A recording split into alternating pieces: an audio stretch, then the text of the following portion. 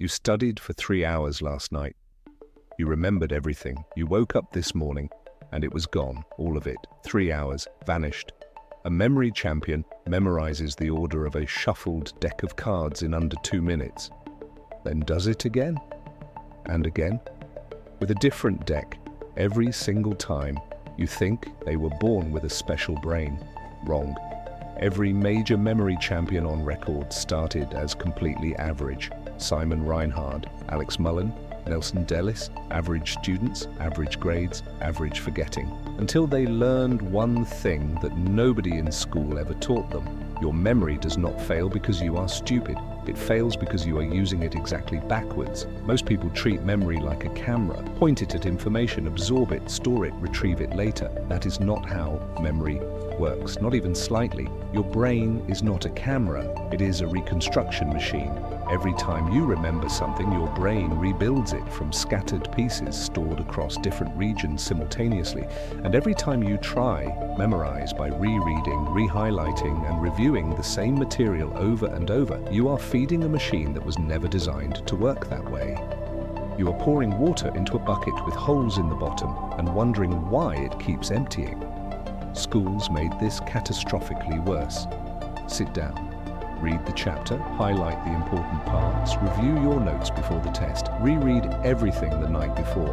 That is the single least effective memorization strategy ever studied in cognitive science. Slightly ineffective. The worst possible approach according to decades of research. Hermann Ebbinghaus proved this in 1885. 140 years ago, nobody listened. Your teachers certainly did not. Your professors definitely did not. The entire education system just kept handing you a leaky bucket and telling you to carry more water. I am going to show you exactly how memory champions, Navy SEALs, and emergency room doctors encode information so deeply it becomes impossible to forget. 5 systems, 0 highlighting, 0 rereading. By the end of this, the way you think about your own memory will never be the same again, and everything you thought you knew about studying will feel like a waste of time. Because it was. Chapter 1. The Generation Effect. Here is the single most important thing cognitive science knows about memory that schools never taught you. Your brain does not remember what it receives, it remembers what it produces. Read that again. Your brain does not remember what it receives, it remembers what it produces. Psychologist Norman Slamecka proved this in 1978 in one of the most replicated findings in all of memory research. When people generate an answer themselves, even a completely wrong one, they remember it dramatically better than when they simply read the correct answer on a page. Your brain tags self-generated information as important. Received information gets filed under probably already know this, safe to delete later, and then it deletes it, usually within 24 hours. This is called the generation effect, and it is the reason memory champions never passively review anything, ever, not once. Passive review feels productive. It is almost entirely useless. Their method is brutally simple and takes almost no extra time. Before reading a chapter, they spend 3 minutes trying to recall everything they already know about the topic. Before a lecture, they predict out loud what they think will be covered. Before reviewing notes, they close the notes completely and write down everything they can remember first. They generate before they receive, every single time without exception. Your brain interprets the struggle to retrieve information as a survival signal. This matters. Keep it. The effort is not a sign that you do not know something. The effort is the learning itself. Struggling to remember is not failure. It is the mechanism. It is the whole point, your version. Next time you need to learn something, close the source first. Spend 3 minutes writing down everything you already know or think you know about the topic. Get it wrong. It does not matter at all. The generation attempt rewires how your brain processes the correct information when it finally arrives. Gaps become visible, errors become anchors. What was invisible before becomes impossible to miss. Most people skip this step because it feels uncomfortable. Sitting with not knowing feels bad. So they open the book immediately and start reading, and they forget everything by Thursday. The discomfort is not a sign to stop. It is the signal that the system is working. Chapter 2. Emotional tagging. Your brain has a filing system, and it is ruthlessly, brutally selective. It does not store everything you experience equally. It stores what it believes you will need to survive. Everything else gets flagged for deletion. Neuroscientist Joseph Ledoux spent decades mapping how the amygdala, your brain's emotional processing center, interacts directly with memory formation in the hippocampus. His finding is simple and completely devastating for anyone who has ever tried to study in a quiet, calm, emotionally flat environment. Emotion is not a distraction from learning. Emotion is the mechanism that makes learning permanent. Remove the emotion and you remove the signal that tells your brain this information matters. Without that signal, the information disappears. Always.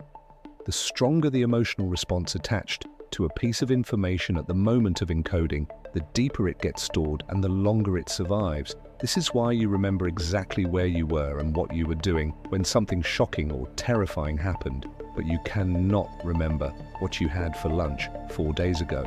Your brain is not broken. It is prioritizing correctly based on emotional signal strength. Your lunch did not feel important, so it was deleted. Memory champions exploit this biological fact deliberately and systematically. They do not try to memorize dry abstract information as dry abstract information. They transform everything. Every fact becomes a vivid character. Every number becomes a concrete image. Every abstract concept becomes a scene so ridiculous, so emotionally charged, so visually bizarre that the brain has absolutely no choice but to flag it as important and store it deeply. Nelson Dellis, 4-time USA memory champion, uses this to memorize hundreds of names at a single event. He meets someone named Gary. Instantly, in his mental workspace, Gary becomes a cartoon gorilla wearing a diamond tiara, bouncing on a trampoline while eating a cheeseburger. Absurd, vivid, emotionally distinct, completely impossible to forget 20 minutes later. That is not a party trick. That is applied neuroscience executed deliberately. Your version is simpler than you think. When you need to remember something dry and abstract, spend 30 seconds making it genuinely ridiculous. Turn the concept into a character with a personality, give it an action, make it interact violently or hilariously with something you already know well. Your brain will encode the absurdity and the information attached to it will come along for the ride. Boring information evaporates. Emotionally tagged information survives indefinitely. Hit subscribe before you forget. This is the exact point where most people stop and lose everything they just learned. Chapter 3. Spaced retrieval. Most people review information immediately after they learn it. That same afternoon. That same evening. They go over their notes while everything still feels fresh. That is the single worst possible time to review anything you want to remember long term. You already know it right now. It is still in your short-term working memory. Reviewing now teaches your brain almost nothing about long-term retention. It feels enormously productive. It accomplishes close to zero in terms of durable memory formation. You are practicing retrieval when retrieval is easy. And easy retrieval does not build strong memory. Difficult retrieval does. Robert Bjork at UCLA calls this the spacing effect and the desirable difficulty principle. The optimal moment to review information is not when it feels fresh and accessible. It is at the exact moment your brain is about to lose it. Right at the edge of forgetting. That specific moment of struggle, that uncomfortable feeling of almost remembering but not quite getting there, is when your brain encodes information most deeply and most permanently. Ebbinghaus mapped this precisely in his forgetting curve. Without any review, you lose 50% of new information within 24 hours, 70% within a week, 90% within a month. The curve is brutal and consistent across almost everyone. But if you review at carefully spaced intervals, 1 day later, 3 days later, 1 week later, 1 month later, 3 months later, the forgetting curve flattens completely. The information stops decaying. It becomes permanent without requiring more total study time, just smarter timing. Medical students use spaced repetition software for exactly this reason. Anki is the most common tool, an algorithm that tracks every piece of information you are learning and calculates precisely when you are about to forget it. It schedules your review for that exact moment, not earlier when it is too easy, not later when it is already gone. Precisely at the edge of forgetting where the retrieval effort is strongest and the encoding benefit is maximum. Students using spaced repetition consistently outperform traditional studiers by 50% or more on long-term retention tests, not because they are more intelligent, because they review at the right moment instead of the wrong one. Your version requires no software at all. After learning something new today, do not review it tonight. Wait until tomorrow, then review. Wait 3 days, review again, wait a week, review once more. The discomfort of almost forgetting something you knew recently is not failure. It is not a sign your memory is bad. It is the system working exactly as designed. The struggle is the mechanism. Lean into it. Chapter 4, The Teaching Trap. You think you understand something. You have read it 4 times. It makes complete sense every time you read it. It all seems perfectly clear. Close the book. Explain it out loud to someone who knows nothing about the topic. Watch exactly how fast the illusion collapses. This is called the illusion of competence, and it is the single most dangerous trap in all of learning. Recognition feels identical to knowledge from the inside. It is not. Recognition is familiarity. Knowledge is the ability to reconstruct, explain, apply, and transfer information without the source in front of you. They feel the same when you are reading. They feel completely different the moment someone asks you a question. The most powerful method ever identified for destroying the illusion of competence is teaching. Not summarizing, not reviewing, not highlighting. Teaching. Explaining a concept completely to someone who knows absolutely nothing about it. Finding every single gap in real time. Every place where your explanation breaks down, goes circular, or requires you to say something like, and then it just kind of works, is a precise diagnostic map of exactly what you have not actually learned yet. Memory champions and medical residents use this compulsively. They are not teaching out of generosity or professional obligation. They are teaching because teaching forces the brain to reorganize scattered information into a coherent structure, compress complex ideas into transferable language, and stress test every assumption simultaneously. It exposes everything you only thought you knew, and once you see the gap, you cannot unsee it. The gap becomes the target.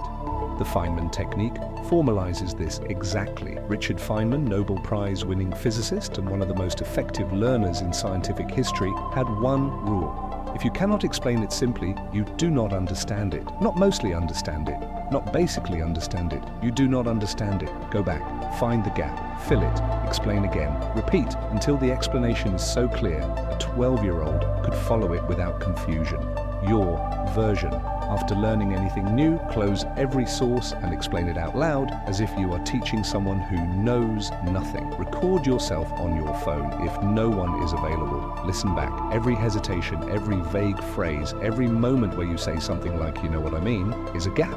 Those gaps are your actual study list, not the whole chapter, just the gaps. Study those specifically, then teach again. Chapter 5, The Interference Advantage. Here is the final system. The one that feels completely backwards until you understand the neuroscience behind it. And then it becomes the most powerful tool you have. Most people study one subject at a time until they feel confident. Finish math, then start history, then start chemistry. One block, one subject, clean separation. That feels logical, it feels organized, it feels like the right way to do it. It is wrong. Cognitive psychologist Robert Bjork, the same researcher behind the spacing effect, also identified what he called interleaved practice.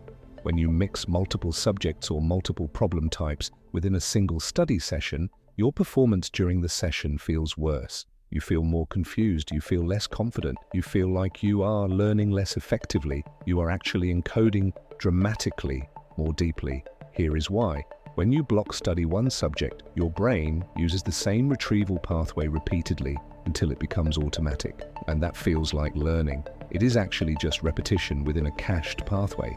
And the moment you switch context, the pathway disappears and you have to rebuild it. That rebuilding process, that reconstruction from scratch, is what creates durable, long-term memory.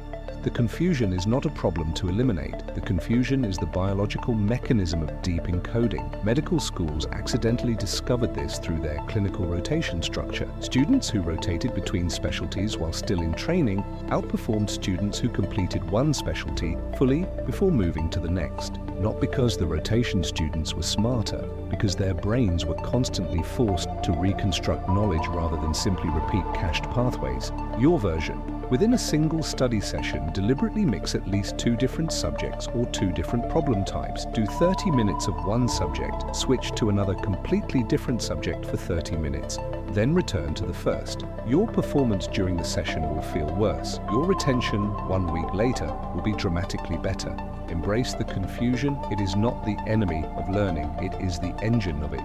To keep it simple, stupid. Generate information before you receive it, so your brain treats new knowledge as a correction rather than new data. Tag everything emotionally, so your brain files it as worth keeping. Review at the edge of forgetting, not before. Teach everything you learn to a complete beginner, and use the gaps as your real study list. And mix subjects deliberately within sessions, so your brain is always reconstructing rather than just repeating.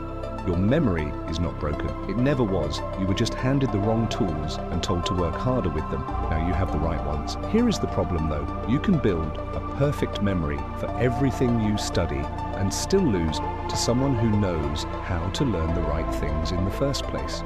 Most people memorize the wrong 80% and wonder why none of it transfers to real results.